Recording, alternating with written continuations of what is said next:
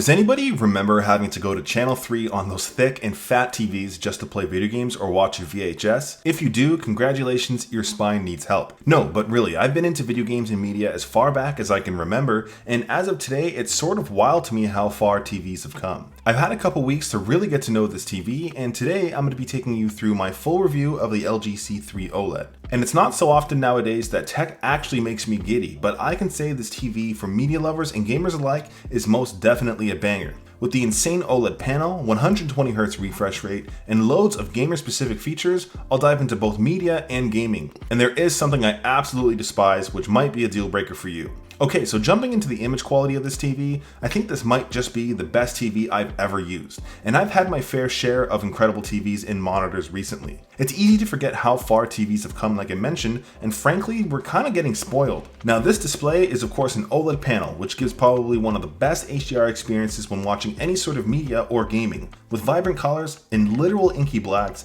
it's kind of hard to beat. The C3 also gives you loads of options for viewing profiles depending on how you want to enjoy your content. You can even have a personalized image curated through this wizard, or even select filmmaker mode, which helps match your content to how the filmmakers originally intended. This TV does have a super glossy finish too, as will most TVs, but I don't think you'll really want it any other way. While reflections can be harsh at times, surprisingly this OLED does still get incredibly bright, and daytime viewing hasn't really been an issue. For myself at least, in this desk setup, the rear is facing a window, but I still have this lamp that shows up pretty rough in my reflections, but luckily I can always turn that off. And as mentioned, when it comes to content, everything just simply looks top notch, especially animated content with the most vibrant colors and wild HDR scenarios. And with that, it takes me to my most favorite thing about the LG C3 OLED, and simply put, that is gaming. I know a lot of people are PC gamers, and so am I, but there's something absolutely special about melting into a chair or couch and playing on a dope-ass TV, and honestly, I'm a dad gamer now.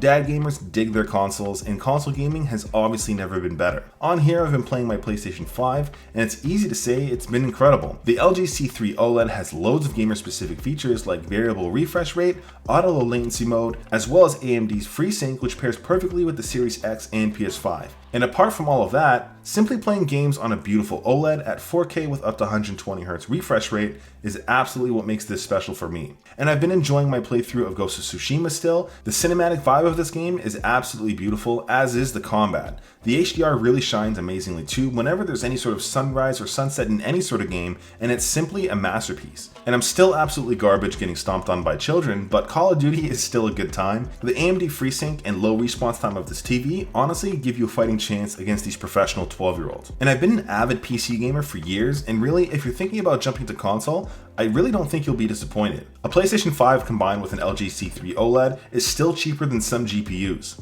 And I'm literally not kidding, please convince me not to buy Diablo 4 a second time just to have it on console. Playing on PC has been badass, but there's something special about console gaming for me. And if you do like to monitor some things like your frame rate or change certain things as you would on a gaming monitor, the gaming specific menu is absolutely amazing for this. Not only can you check your variable refresh rate, you can also swap out your black levels or color profiles to line up with whatever sort of game you're playing. This menu is also fully customizable, so I've gone ahead and added my resolution to the mix. Again, the LG C3 OLED is a marvel for console gaming. So I do want to jump into the design and build this TV, since while it has no effect on the TV's image, it still matters since it will be sitting around your home.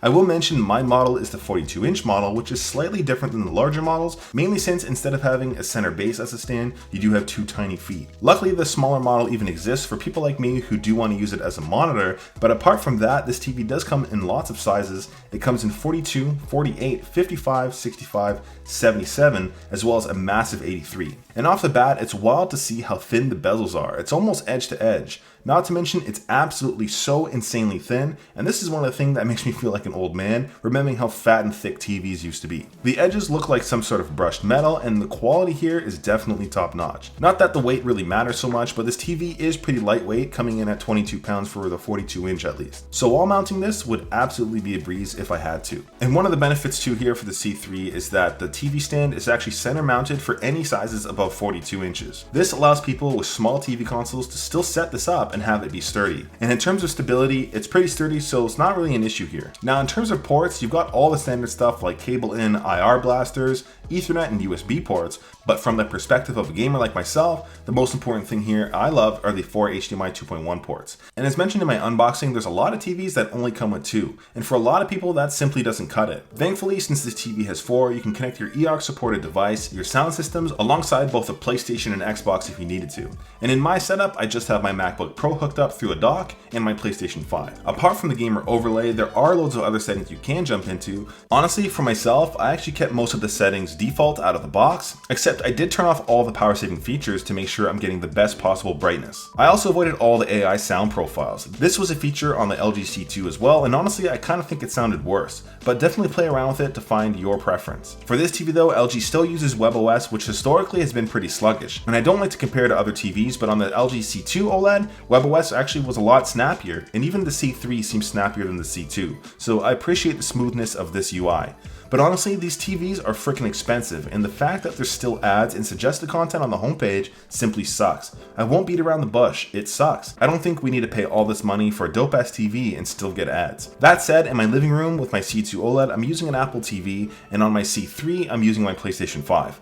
If I had to use WebOS on its own though, it still does have everything you need. It has all the popular apps like Netflix, Amazon Prime, Disney+, but I still can't get around the ads. So for now, I'll be sticking with the Apple TV or a game console. Apart from all that, I do gotta mention one of my favorite features is the ambient modes, which are still pretty nice to have in the background. And of course, with any OLED panel, be it a monitor or TV, you're probably worried about burn-in. I'm happy to say LG does have OLED care options built in, which is an absolute must-have. You can run pixel cleaning manually or schedule it every time your TV is turned off. I haven't seen any burn-in on my C2 with these features, so I imagine it'd be equally great on the C3. Well, when it comes down to sound, these speakers are actually pretty good, even on the 42-inch model. Separate to the built-in speakers, there's actually the ability to add Bluetooth devices, which is pretty sweet if you want to add a Sonos sound system or even wireless earbuds or headphones. Apart from that, not that I personally use this sort of feature, but you can control your TV through the remote, change to HDMI 1. I've switched to HDMI 1 screen. But I do find this a little bit gimmicky. I'm sure this might be useful for some people. Talking about the remote though, it's fat and huge. I don't really dig this remote that much, although it's definitely loaded with everything you might need. There are shortcut buttons, classic channel changers and stuff like that. This remote is for the masses. As someone who doesn't watch cable TV, I do prefer remotes like the Apple TV remote. It's just small and minimal and I prefer this. This thing is almost as long as a bag of milk. It also has this magic wand feature which does affect the battery life. Again, it's kind of gimmicky, but it still does the job. But to round out my review and thoughts, this TV is actually incredible, especially for gamers like myself. I've been spoiled by OLED panels over time, and using this for gaming, movies, and even creative work has been an absolute pleasure. The only major thing here I changed is the bloated software, and again, the ads. I think it's borderline unacceptable for an expensive TV like this to have ads. That said, it's nothing a game console or Chromecast can't fix. But let me know what you guys think. Is this the king of OLED TVs? Anyways, that's been it for me. I'll keep gaming and getting crushed by children in video games and still enjoy it. Thanks for watching. Till next time.